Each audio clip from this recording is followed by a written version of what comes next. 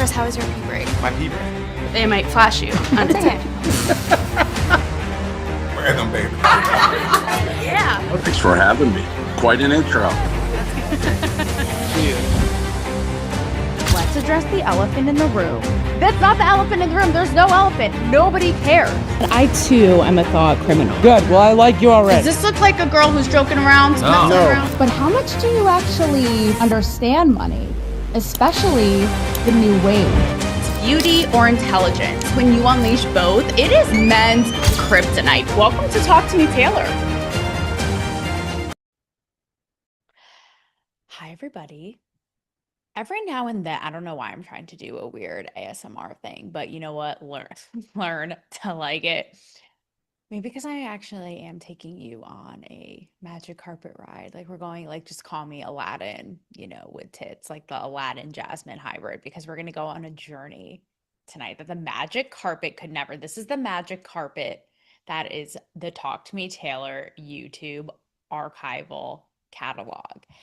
And every now and then I'll revisit said catalog. And it's really interesting to look at what things are still unresolved from topics that I would explore, way back when I was a wee child, 7, 8 years ago with the likes of Hollywood, everything from censorship. I know, even back then, gender, the theys, the thems, the penis tucking people, politics, all of it, gender dynamics and the digital age and technology, all these topics. And like I said, it's interesting to see, especially the ones like I'm going to play today. I'm bringing one out of the archive to play today because I watched it going, wow. When I look back at this, it's like one of those things where everything's changed, yet remain the same. And this specific interview, especially, guys, you're going to see how relevant to things going on right now. This interview was around a coming of age movie, specifically around girls. It was 4 years ago, and it was almost a modern retelling. I even described it then akin to like a Now and Then, if you guys remember that movie, iconic, right, with Christina Ricci, etc. And really tapping into, again, how things are so different now for young people and young girls and adolescents navigating, right, in the digital age and all this. So I thought this touched on so many things at the intersection of media, social media, women and identity, and how the rules are always changing. And, again, internet culture and coming up in said culture now, right? And how these kids' brains need to be studied because they are already so much more complicated than ours were. Like my biggest concern at that age was signing into AOL with the dial-up, like praying that my parents weren't tying up the phone line. And I as shopper girl with a U as the I in girl, could just talk to my crush that day. Like now these kids are on a whole other planet. Okay. They are doing lip filler. They are getting BBL. I don't even know. Okay. It's a whole other thing, but, God, so much now when it comes to, it's crazy. Cause again, it's one of those things that just reinvents itself and shapeshifts through time. But mean girl culture, we thought the peak was Tina Fey, Regina George-esque. Nah, bitch. Not only is it, I can't even imagine how I barely made it alive through my middle school, high school years. How I gotta give it up to the girls now. How they rough it with the online bullying. I don't even know how they hang. So kudos to them, the unsung heroes. But we're seeing it even a resurgence now with so many topics as grown-ass women. Okay. And even the idea of, when I talk about identity, so yes, again, those informative years, coming of age, women on women, dissecting and policing, which again is the tale as old as time. But even again, how the rules are changing when it comes to purpose as a woman, pregnancy, it's all changing, right? So the interview I'm referring to was from 4 years ago, and it was for the movie Summering. And this interview was a junket with Lake Bell and Sarah Cooper, who are big actors. Lake Bell actually came to mind too. Another reason why that this is current all over again, sort of. It's sort of like 7 degrees, but not really in Taylor's mind of the internet. But Nancy Myers, who I'm obsessed with, is like coming out of retirement like it is Jesus on Easter of Hollywood resurrecting. Thank God. My favorite movie maker of all time. And so like Belle has been in a couple of Nancy Myers movies. But we talked about a couple of things. Oh, before I get into this, I'm reading my notes too. So before I'm reading this, because by the way, this is pre-recorded, just I don't know, 2 days. My math is mathing before it airs, but I will surely be live in the comments, bitch. You know that. Like I'm gonna have FOMO from my own party. I don't think so. But I also thought, again, the cherry on top is that it is Mother's Day weekend. So do you speak to your mother with that mouth? Like pay respect to where respect is due.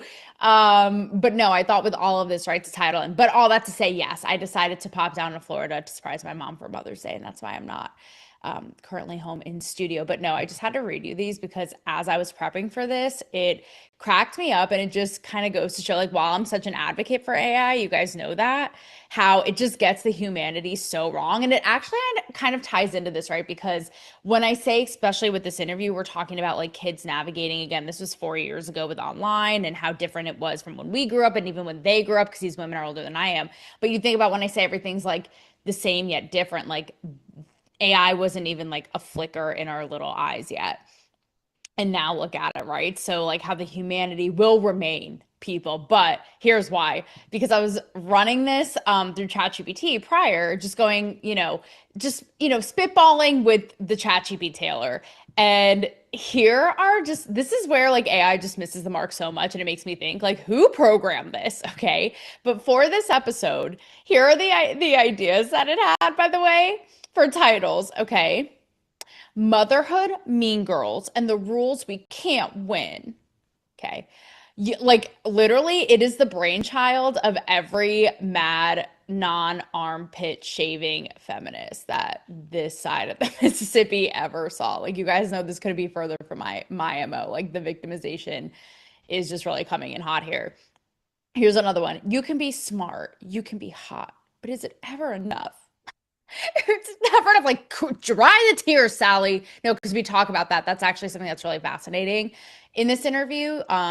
Tits out, brain out. I talk about it with them, and at that time, it was like I was just embarking on my tits out, brain out journey. So I'm gonna reflect on that now too. Again, everything the same. I feel like I am like fucking up this expression. Everything changes, yet it's all the same. What is the expression, guys? Help me out in the comments. I'm sorry, I'm having a break. I'm also just like completely brain dead from so much going on in life right now. Okay, and here's the last one. Why being a woman still feels like a losing game. I mean, honestly, you would think that this was like out of the archives of like Vanity Fair. I don't even know. But anyway, so we're not going that route. So thank you, ChatGPT, for being useless in that department. But no, okay, a couple things here before I replay the interview for you. And again, I thought it would be an interesting journey just for you guys too to hear it. And if you have kids, I know a bunch of you do, or if you want kids, or just, taking in the nature of kids now trying to navigate, even Gen Zers. Like, I watched a really fascinating debate that the Free Press is starting to do. It's called Things That Matter series, and it was two Gen Zers. Even that was fascinating. This is a whole other thing, but they were talking about like affordability, how they can't even reach the American dream, get a house, like all this shit. And I'm like, sweetie, you're talking to a 35-year-old. Like, you're preaching to the choir, bitch. I still don't have a house, but yes. But yeah, I just thought it would be interesting for you guys to like a little, again, peek now and then, if you will, into the zeitgeist and reflect on yourself. Like, what's, again, everything changes, yet some things remain the same. Everything remains the same. I am butchering this like literally Hannibal Lecter. But anyways, this expression. So the first things first, and it's funny because this really still to this day stands out when I think about this interview, is something I still think I disagree with like Belle about, is the nature of world events and the anxiety inducing climate. I genuinely, even Rob, my fiance, which if you are up on the relationship show, actually relationship show is a good little nickname for it. But you know that we have almost a 3-decade age gap, right? And he is the first to always say, even like I will subject him to watching Friends like every other night at least. And he's like, times it was just easier. It was just simpler. It was just more fun back then. I, even as a 90s kid, can attest to this. Like it was just easier and more pure, like it was just pure and more fun.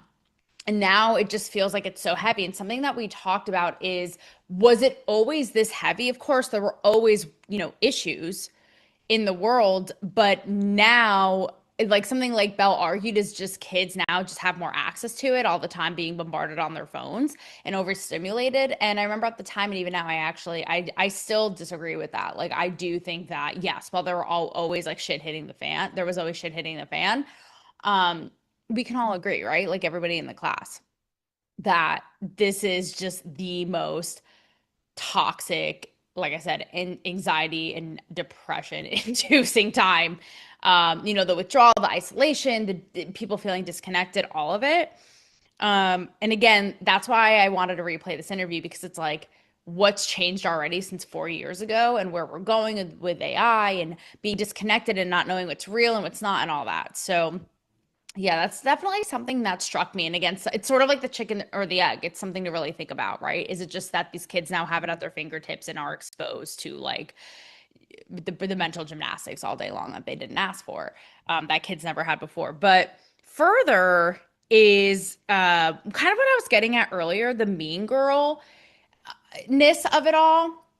And again, how, look, like women being competitive. I know we're in this like hair braiding, yay, rah, rah. We have been for 8 years, but let's be real. Women are so cutthroat, cunning, conniving, competitive in a different way than men, like a different breed. I'm not saying more, but just different, especially policing themselves. And where does it start? But basically, like on the kindergarten playground. No, we're innocent then, but puberty is like when shit hits the fan and you have the PTSD with your metal braces that will last a lifetime, like that you will take to the grave. And even that, right? Thinking about, and I feel like we may have touched upon it in this interview. And that's the other thing too that was so funny. And I remember talking about it in this interview, just a little bit of a sidebar, but again, to show how things are so different. Like in a movie like Now and Then, it was like, getting your period or your first crush. And in this movie 4 years ago, it's like the patriarchy. It's like, oh God, like why they need to be concerned with this shit. Like I have comments, questions, and concerns. But yes, the idea of, mean girl culture and nature just shape shifting through the years. Like what was once Becky, putting her head in a toilet in 7th grade is now, what do you know, as grown adults, not only online, think about it, like grown ass women policing each other's. Why are you posting so sexy? You're a celebrity, you're old, blah, blah, blah, blah, blah. But even think about people of notoriety, the Alex versus Alex drama, that whole thing, which I wasn't petty, but was thoroughly entertained and thought it was absolutely fascinating for a multitude of reasons, which I explored on the show, but I commented on it nonetheless. Even the Erica Kirk stuff. And those of you guys who follow know, I am the way that people are bullying her and pick her apart, I think is so heartless and evil. I truly think, like, everyone wants to throw this word around now, like satanic. I truly think it is so satanic. Like, and this whole reemergence of the conversations around like mean girl culture, i.e. the Alex versus Alex thing. And truthfully, even like the Sydney Sweeney stuff, right? It's like everyone picks, and I've come around. I've had my own journey on Sydney Sweeney, you guys know, but I have to say more and more, I love how she does not give a single fuck. But people love to please even her character. I'm like, it is a character in this new season, right, of Euphoria, where her character becomes an OnlyFans star, and even OnlyFans creators have come out about it, and people are just like, this is humiliation porn. Why is she taking these roles? Da da da da da. Like, it's just like, cut it out, Sandra. Like, it's just so old. But yes, the Erica Kirk thing, I like, regardless of where you are politically, this is just, it's what I say about October 7th. It's like, this is baseline empathy and compassion and humanity. This woman who lost her husband on the world stage in the most violent, dehumanizing, horrifying way with two little ones. Like, there is no compassion. The memes I've seen about her, people like picking her apart. I think that, like, you guys all want to talk about mean girl culture. There it is personified. I think that it is sick, and I think it is completely heartless and disgusting. Like, it's true. And I see the people I know or I follow who like said, I'm there, I'm creeping. I'm so I creep. Yeah, like TLC, TLF here is creeping. And I see you. And I'm literally, it's an eye opener. It is. I try not to let the internet, same thing with, it kind of goes into all this, right? Like our own identity beliefs, how we see other people navigate it, again, the whole time hidden behind a screen. Nonetheless, for kids growing up. But I see this and it's eye-opening, to say the least, and definitely makes me think differently about certain people. It's just sad. But yeah, right? How that's, again, mean girl culture is just something yet again that is always changing and yet always the same at the same time. And kind of lastly, reflecting on this interview is right at this time is when I was just in my glow up journey and my come up on Operation Sex Goddess body, my body transformation journey, going braless, dressing totally differently, and really leaning into my feminine power in a way that I never had. And I was like, a whole new world. Like, this is all Walt Disney is rolling in his grave. He's like, bitch, I did not ask for the Little Mermaid, for the Aladdin references. Okay. And probably this won't even like be favored on YouTube because they're going to be like, this is copyright, like the other 1 million infractions that you have. But whatever. I was like, this is a whole new world of the sexual feminine power energy that I had never tapped into. So I was just discovering all this now when I interviewed these ladies. And you'll see, I talked to specifically, well, we all three of us unpack the idea of being, sexy, feminine, sexualized, and even objectified. It's like, okay, cool. With also being the intellectual, the brain, the writer, the comedian, the whatever it is. And Lake Bell at the time, because she had earlier posed nude on the cover of New York Magazine. And I was on this whole kick of like, but why don't you just do it all the time? And she actually now, 4 years later, I actually totally relate to what she said. Again, growth, right? Which is a good thing. And again, women constantly trying to navigate and with all of it changing and being recalibrated. But she said, I love that I did it and I love that I can do it again. But right now, like, I'm chill. Like, I don't need to go be naked on the cover of a magazine. Like, I love that I know it's there if I wanted to, but I don't need to go, call Hugh Hefner's corpse to go do it again today on the cover of Playboy. Like, I'm good. And I remember I pushed back a little bit because, again, I was like wide-eyed and bushy-tailed just discovering this glory. And I'm like, but why? Like, why not do it all the time? And now that's exactly how I feel. It just, I don't know. And I don't know what that says about just in life or womanhood or discovering things or things being a moment in time or a novelty. But sometimes I'm like, maybe I don't want to have the tight shirt with my nipples out. Maybe I want to be Grandma Jane with my turtleneck. Like, maybe I want to look like a fucking hot librarian today. And that's cool. And, so it's interesting to just look at Taylor then versus now. And even, I think about this a lot, but the course that it's taken, I feel like this also, just like Mean Girls culture, like always reinvents itself and shapeshifts, but just goes in waves. The idea of like the female sex symbol, right? It's like, the Jane Mansfields and Marilyn Monroes. And now we have, the Sydney Sweeneys, like Sydney Sweeney. While I don't think she's a rocket scientist, she definitely is, I think, kind of epitomizing why this whole conversation was a little bit ahead of its time, was epitomizing the idea of tits out, brain out, right? She's a smart businesswoman, woman. As I'm talking, women and woman is a thing I just slip up all the time, whatever. Just let it, just you heard nothing as I'm talking about being intelligent. And she has like a great shot. She's on the shooting range, you know what I mean? But also is like the total pinup girl. So it'll be interesting to see, because my prediction is that is going to take off even more. But we shall see. Tarot tits. What can I say here at Tarot Taylor? So yeah, the idea of being sexy and smart that we talk about, and obviously even the way that they reflect on it is something that women, unless you are like a literal Bible thumping, stick up your butt conservative who like can't even look at their own tits in the mirror, something that for the most part I think all women are constantly grappling with. And I would love to free you ladies, from the chains of our own minds and societal expectations and value judgments. And lastly, the idea of, because the rules are always changing, and here obviously we're talking about womanhood and growing into that, and the rules and what forms that. But I've been seeing more and more lately, and this is just like, this is my algorithm for once not doing me dirty. Because again, if you are watching the relationship show with Rob, you know that this is something I'm very much grappling with in my personal life, but pregnancy and doing things later in life, but it's never what I thought.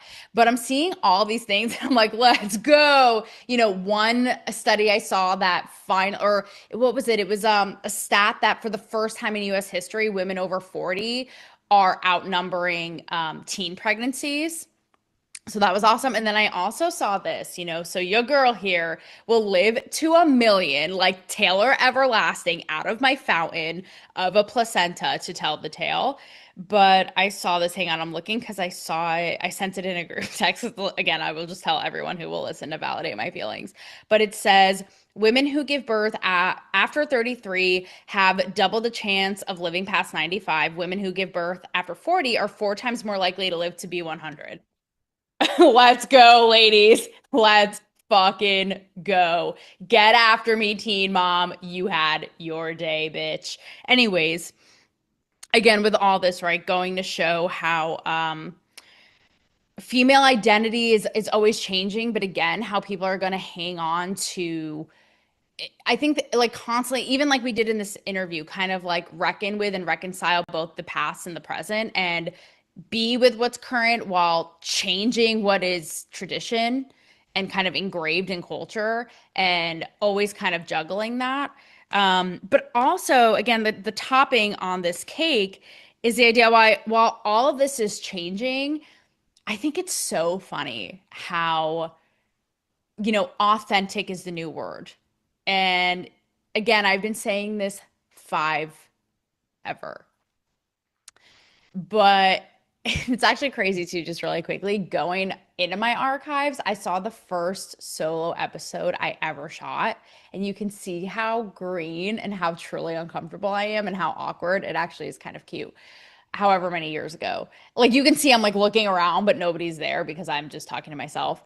And I remember Rob at the time was like, just see if you can do like 10 minutes. Just see, because it was so unnerving and foreign. But funny enough, that episode was talking about how it was right in the height of the pandemic. So everybody was like struggle city, but so fake, with a perfect life facade on Instagram. So like calling every Becky, Joan, and Jared out.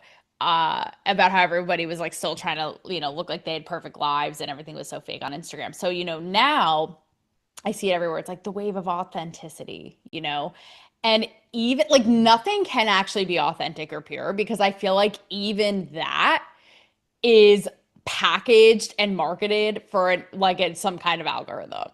Like that's some witch concocted over at Meta. It's wild. Now I see these things. It's like, here's a life for a day in the life for a woman at 42 who did IVF, and it's like packaged in the perfect thing with the captions, and I'm like, oh my God, like even being authentic is fucking packaged like some Hallmark movie that nobody asked for. So that cracks me up too, because again, it gets me thinking about how, for all of us, okay, teens, grown ass adults, see themselves, each other, both women and not, what we put out there and about ourselves and absorb about other people, and just all of it. And even how the authentic isn't even authentic anymore. Like, can anything literally just be pure?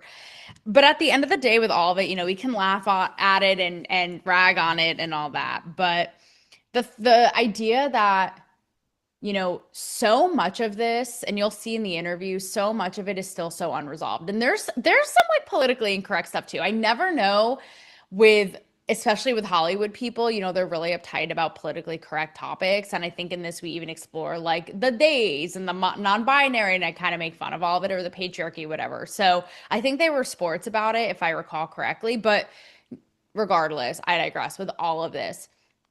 How, you know, even this interview, right? A little like moment in time 4 years ago, says so much and is still so relevant, but how much is still so unresolved, and that's okay. And so, you know, this Mother's Day weekend and thinking about, you know, the girls growing up in this environment, and even how the adult women in the chat online, like, how about we all just cut each other some fucking slack? I don't know. Maybe we're all just out here trying. I have like 2 brain cells together that I put together, as you could probably tell, for this.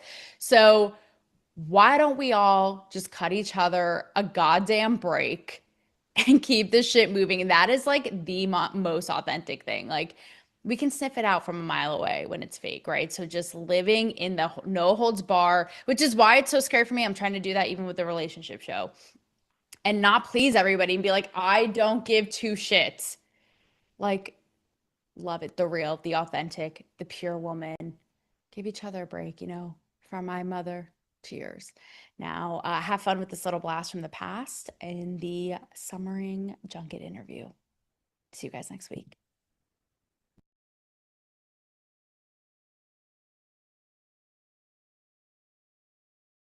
The kids are all right. Well, are they? I don't know. We are going to find out, because we are with the lovely ladies of the Sundance film Summering. That is right. It is a new coming of age, kind of like, I thought it was going to be like a Now and Then, but a little bit darker, almost like a young woman version of a Stand By Me. So without further ado, Miss Lake Bell, Miss Sarah Cooper. Hello, ladies. Hello. Welcome to Cancel Me Baby. I'm Taylor Ferber. I'm excited. Are we getting canceled on this show? What's the... Well, that's the point, is to just go for it. Are you ready for the no canceled zone? I mean, I'm not ready. Oh, Sarah is very concerned. I'm scared.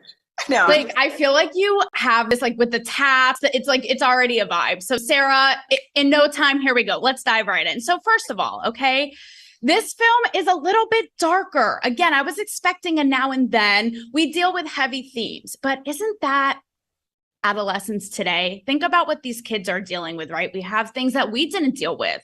Okay, violence. We have these unattainable IG beauty standards, right? In schools. Okay, we have all of the clash of gender ideology, all of this. I want kids. I always say, I empathize so much because they have to deal with so much heavy things we didn't. Now, what concerns you ladies? Like, I know you have young kids.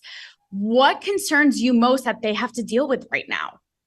I mean, here's what I'll say, just to kind of address what you just said, which is, I think it's not that there's even been, the main issue is exposure, right? It's like, we just have so much access. These young kids have so much access to hearing about the atrocities of what are going on in the world and at all, here on our own turf. But there were injustices occurring all the time through our childhood. We just didn't have Instagram and in Twitter and all these ways to find out about them. But I think that, you know, humans are humans, right? Like, I think that it's just about how we're ingesting and how we're, you know, how unfortunate we are to be this informed and yet fortunate so that we can address injustices. So it's like this weird double-edged sword. But our children, I think right now, at least my children, I just see like an uptick in, I mean, I definitely had anxiety as a kid, but my children are just flooded with anxiety. And the film actually kind of, Summering has tons of notes of this fear and anxiety within the thematics of the film, right? So it's like, it's this symbol and this kind of life raft that you're following in the narrative of their, really what they're sitting on is the fear and anxiety of taking on a new chapter in their life, you know? And that is just relatable on every level for young folks right now. Yes. Yes. My friend Sarah, has- how about you? My friend has a saying. She's like, the mind is a scary place. Don't go there alone. So I feel like that's, I felt anxiety just with you rattling off what kids have to deal with. Like just hearing everything is just like, oh my God. But the movie it kind of harkens back to a simpler time when kids could just go out and play in the street.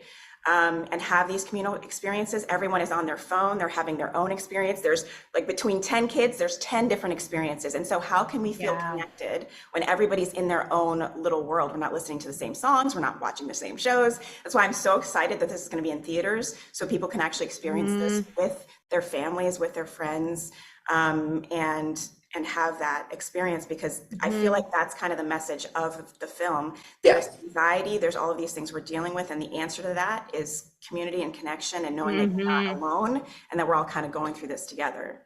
So with that being said, let's pivot a little bit to one of my favorite topics, none other than womanhood. So I brought up Now and Then earlier, and Now and Then is so that kind of same like innocence of summer and four girlfriends in their preteen years, right? And Now and Then, though, they're talking about stuffing their bras with like Jello and having the sex talk with their moms, right? And there's a line, like, what a contrast. I think it shows what we're talking about, a contrast of the climate that we're in now, how it's just heavier and not quite the same. There's a line, though, in this movie that kind of made me laugh. And now I'm not knocking it. I'm just asking you genuinely. The girls are talking about how one of them has to go to a private school and wear a skirt. And she is bummed. She's like, it is so patriarchal. I just like shorts. And at first it made me laugh because I'm like, what preteen is like describing things as patriarchal? Like maybe that's just the world we're in, right? But I feel like this is a common theme. Like, why can't it be both? Why can't it be like you're in a skirt or a dress and you're effing like powerful and also can be a tomboy? Blake, hop in.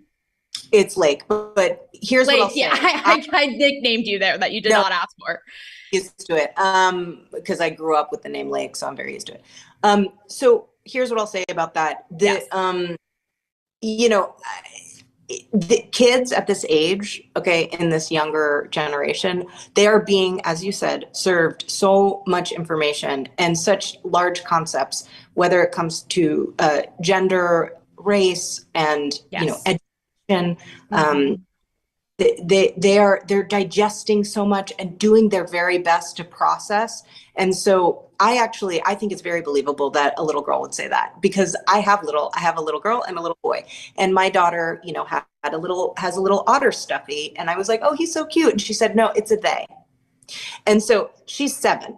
Okay. And she told me that the otter stuffy that she has is they and identifies as they, but he, they. And so she's telling me and teaching me through the way that she's processing, because in her school and the way that she's taking in the world, she's I don't know, she's like totally comfortable to be wrong, totally comfortable to say the wrong thing and get it right and figure it out.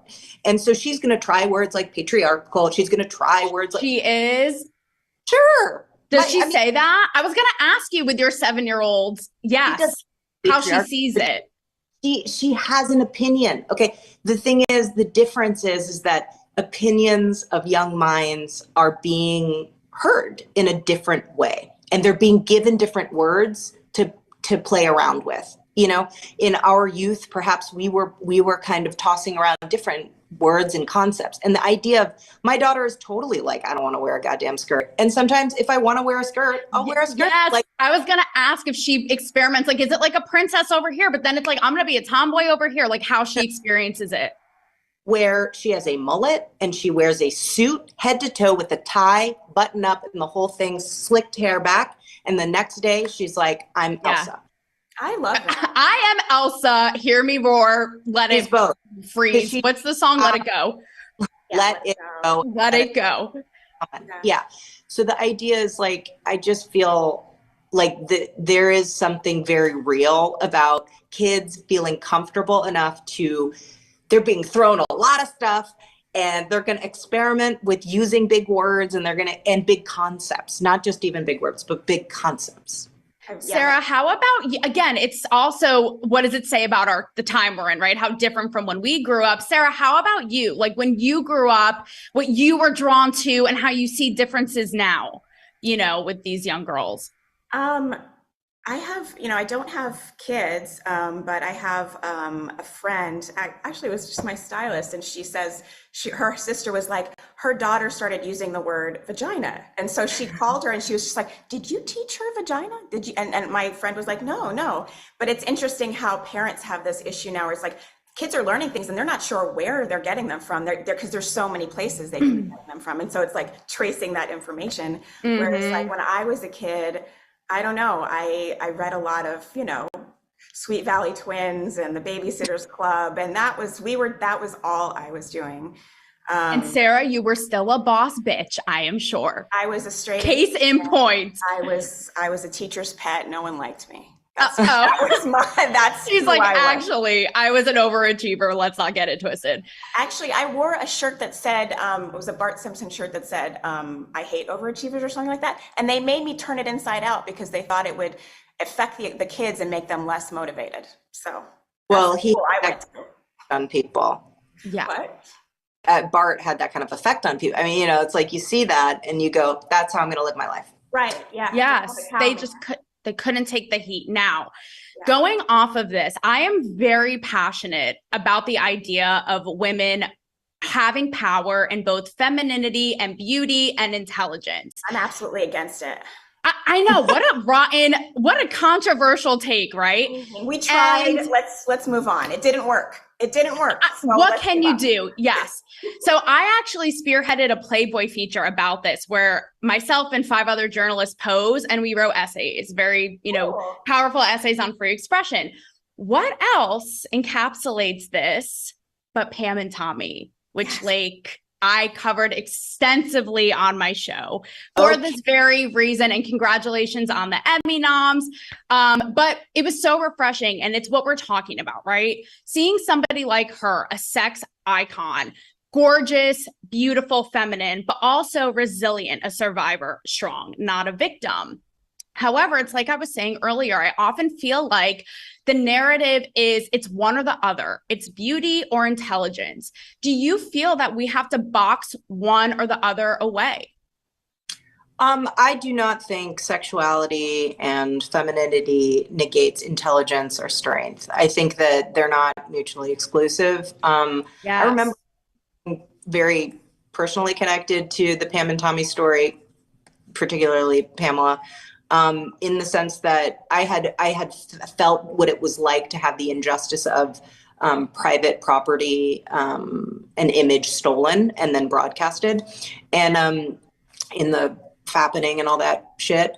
So I think that having, even in the year that I wrote and directed my first film, right? Like, and I'm at Sundance and I'm naked on the cover of a magazine. It's like I got a lot of flack for that, and it's like, okay, well, let's talk about why. Because I would agree, gosh, maybe I wouldn't do that necessarily now. I'm like, do I really need to be naked? Like, go ahead, put some clothes on, But also, why not? Isn't there power in that too? Where you're like, there is, but I found, and this is how I feel about it, it's totally personal preference. It's whether you go with it and you get to make that choice. So even I get to change my mind. I could say, you know what, at this point in my life, I'm totally fine being on the cover of a magazine naked because I kind of feel it right now.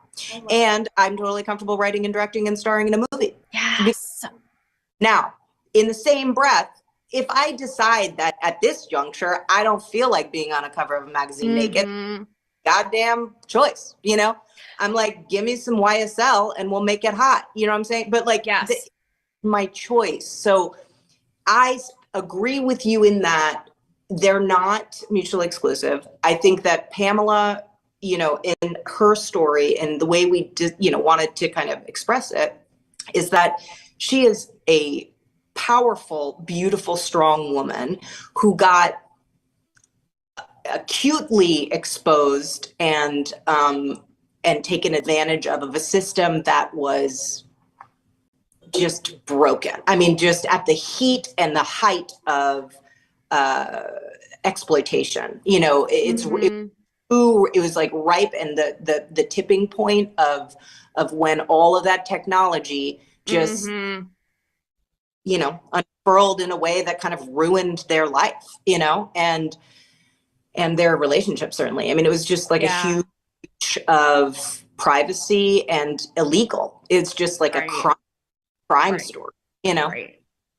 These are my last thoughts because I have to wrap, but I just feel like, and maybe it ties into the patriarchal line earlier, as women navigate, you know, especially in this complicated world, I just feel like, to your point, they're not mutually exclusive. Sarah, I don't know how you feel about it, if you agree, but I feel like when you unleash both, it is like men's effing kryptonite, because they know how powerful we are. Like, they are like, oh shit, it is no holds barred out. Like, it is game over. And perhaps that is what has played into maybe the structures trying to box women in certain ways with the skirts, whatever, because they know we actually, in the end, once it's all unleashed, we run shit. Yeah, we know. 100%. I mean, that's the thing that I've internalized sometimes too, because my thing is looking smart. Like, I just have to look smart. And I've done that. Sometimes, like, I feel like, oh, I don't want to expose my body too much, because then that'll make me look less smart, because men have trained me that I can't be both, because they know that, like, oh, they see a smart woman, well, they're not attractive. And if they see attractive woman, well, they're not smart. You have to put her down somehow. So you find a way, and it's just not true. But at the same time, we've been taught it so much that it's hard to break out of that sometimes. I say here and now we rewrite it and take control of it and do it our way, ladies. I don't think we've been canceled, but I will say this kicked major ass. So thank you both. What a blast. I don't think there's any cancellations. What's that? What's that, lady? I love the patriarchy. No. I know. It's like they subscription, not canceled. Not canceled. Thank you, ladies, so much. Thanks, guys. Chris, how was your pee break? My pee break. They might flash you undetected. Random, baby. Yeah. Thanks for having me. Quite an intro. Let's address the elephant in the room. That's not the elephant in the room. There's no elephant. Nobody cares. And I too am a thought criminal. Good. Well, I like you already. Does this look like a girl who's joking around? No. Around? But how much do you actually understand money, especially the new wave? Beauty or intelligence? When you unleash both, it is men's kryptonite. Welcome to Talk to Me, Taylor.